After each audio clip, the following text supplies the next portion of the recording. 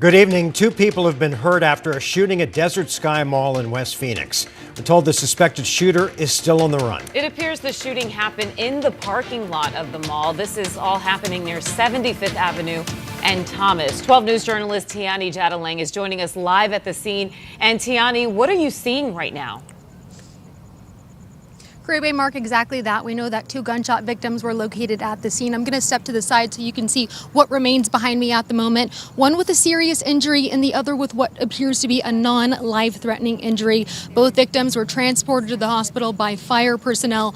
Multiple people were detained as officers attempted to clear the mall. However, officials say none of them appear to be the suspected shooter in this case. Officers say the scene is secure at this time, but still a very active one. Back here, as you can see, a lot of officers here, heavy police presence. Even though it's 10 o'clock, it's safe to assume that the mall is closed. You see the Dillards right in front of me, but a number, I could say, I'm guesstimating about a dozen police officers with their lights on. Not a lot of details on who the shooter is, if the shooter is still at large, and how those victims are doing. But of course, as we speak with the Phoenix Police Department and secure details, we'll have them for you available here on 12 News. That'll do it for me in Phoenix. I'm Tiani Jadalang. Mark Caribe. All right, Tiani, thanks. A senior ditch day party goes horribly wrong when one of the high school students jumps into the pool and slams his head. Now that teen is suing his friend's parents for negligence, claiming the parents did nothing to stop the reckless activity. 12 News journalist Chase Golightly spoke with that student's attorney about the case, and he is joining us now in studio. Chase, how bad were the injuries? Well, Caribe apparently had knocked the student unconscious and almost ripped his ear off. Now the victim, who isn't 21, along with others, were drinking at the party, but his attorney and others say they still have a case. It started off as a social media post made by a senior at Desert Vista High School telling other students they were having a party and to bring your own alcohol. Party was a rager. They called it a dager, which means a daytime rager. Attorney Brian Foster says it led to more than 100 teens packing the Ahwatukee home.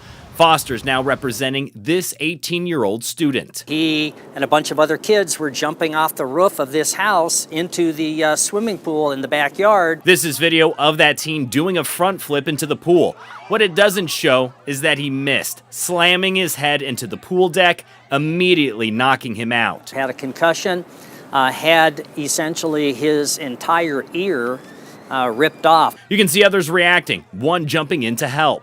Foster says an ambulance was called and took the student to the hospital, where he did have a blood alcohol concentration of 0.114, more than the legal limit for someone who is legally allowed to drink. Foster says the medical bills are in the hundreds of thousands. He reached out to the homeowners for their insurance, but said they never responded, leading to this lawsuit against them, claiming the family supplied alcohol to the party, knew it would be consumed by minors, and they did not do anything to stop the alcohol consumption or reckless activities like jumping into the pool. Clearly, my guy made a very poor judgment, and he will be held partially responsible for his conduct.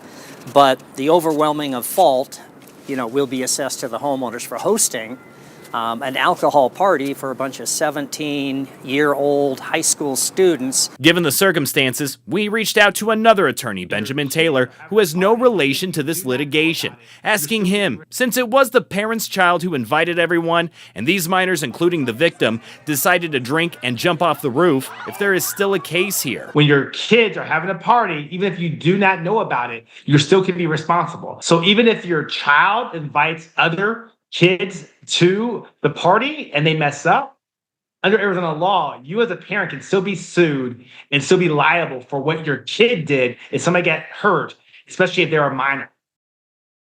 Now, I did reach out to the homeowners and spoke with one of them over the phone. They told me due to the false claims made in the lawsuit, they are hiring their own attorney. We're live in the studio. Chase Golightly, 12 News. All right, Chase, thanks.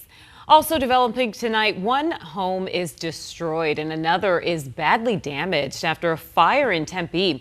This is near the 101 and University Drive. We're still waiting to learn more details from Tempe Fire, but one man who lives in one of the homes told us how it all unfolded. I saw some smoke coming from the house next door, and then I walked around the side and I heard some explosions. So I started putting it out and called 911, but we had heavy winds, and that was taking the wind over all the way towards the east side, towards my house. Well, they'll definitely have to find another place to stay tonight. He tells us that no one was hurt, but his neighbor's dog sadly passed away. We hope to have updates once we hear back from Tempe Fire. Just a few hours ago, the Peoria City Council unanimously approved a new cell tower in the Vistancia neighborhood. The proposed tower was designed to be a blend-in with its surroundings at the Foothills Center Recreation Facility. It was first denied by a planning commission, but Verizon appealed the decision. Supporters say that better cell service is needed in the area. Critics are concerned, though, about possible health risks and bad views. The council voted 7-0 in favor of the tower. Now to a story you'll only see here on 12 News. There's another controversy brewing in the Deer Valley Unified School District. 3 educators are alleging that 2 severely disabled Hispanic students were repeatedly abused and mistreated. And this comes after we told you last week about a school board member making a Nazi salute during a meeting. The I-Team's Craig Harris has the latest. I've been doing special education for a long time, and then for this to happen, I've never had anything like this happen in my entire career. And when it came down to doing what was right for students, no one was there. Meet Alicia Quintero and Annie Hughes. They and Renee Rios, another longtime educator in special ed, claim they were effectively discharged for standing up for 2 Hispanic special needs kids at Mountain Ridge High. 6 were white students and then the 2 Hispanic students, and the level of treatment and the way that these 2 Hispanic students were treated versus the white students were astronomical on many occasions. The women are seeking financial compensation, claiming the Deer Valley Unified School District retaliated for reporting student abuse and civil rights violations by 2 of their former colleagues. The allegations come as the district is dealing with the fallout from this. Heil. That's Kimberly Fisher, a school board member who made the Nazi salute at the end of a board meeting last month. As long as the district continues to hide discriminatory acts, that it opens the door for board members and other staff members to continue that as well. Maria Lopez, the mother of one of the students, recently posted this on Facebook. It's a picture sent to her son sitting alone outside on March 12th. It was in the 90s that day. He has autism, is nonverbal. She told 12 News her son was deprived of water and restroom access for hours. Lopez has pulled her son out of the district. They are seeking an empowerment scholarship so her son can attend a private school. Superintendent Curtis Finch sent a statement to 12 News. It said, in part, as a school district serving more than 30,000 students, Deer Valley Unified School District is committed to fostering safe, supportive, and inclusive learning environments across all schools and programs. The investigation concerning students at Mountain Ridge High School remains ongoing. The statement also said the district will cooperate with all relevant agencies. I'm Craig Harris, 12 News. Craig, thanks. A New River couple has been sentenced to prison after a jury found them guilty of defrauding Arizona's Medicaid system. Thavon and Alexis Curry operated an outpatient clinic in Mesa and were convicted of billing for services they never provided. Alexis was sentenced to 70 months in federal prison, and Thavon was sentenced to 88 months. They've also been ordered to pay $12 million in restitution, which is equal to the amount prosecutors say they stole from the state. Today marks 50 years since the car bomb assassination of Arizona Republic journalist Don Bolles. Today, a group of journalists came together to honor the life and work of the investigative reporter. The event is designed in part to keep Bolles' story alive, someone who wasn't afraid to hold truth to power and paid the ultimate price. Before heading to breaking news tonight, 12 News journalist Tiani Jadalang spoke with those who came out to honor and remember Bolles. He was a dogged reporter. He was a reporter who just really took hold of a story and didn't want to let it go. That's how modern-day reporter Richard Ruelas describes Don Bolles' style of work. Ruelas has worked at the Arizona Republic for decades, the same newsroom that Bolles worked in 50 years ago. His picture hung on our wall as just, commemorating one of the reporters who's died in the line of duty. And over the years, I've just made it sort of my beat to make sure every year we had a story commemorating the tale. At the time, Ruella says Bolles believed he was meeting a source at a hotel for a tip involving information on a land fraud deal. Shortly after, it was discovered that it was all a setup. He parks at the hotel, walks in to the lobby.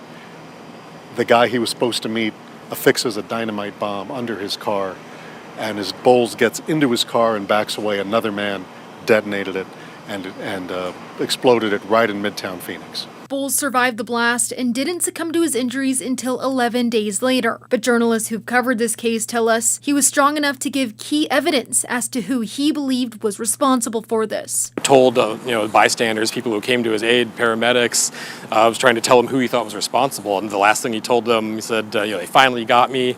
Emprise, the Mafia, John Adamson, find him. He says Adamson was the man who initially lured Bolles to the hotel and gave the names for 2 other men allegedly tied to the bombing. And he named 2 other guys.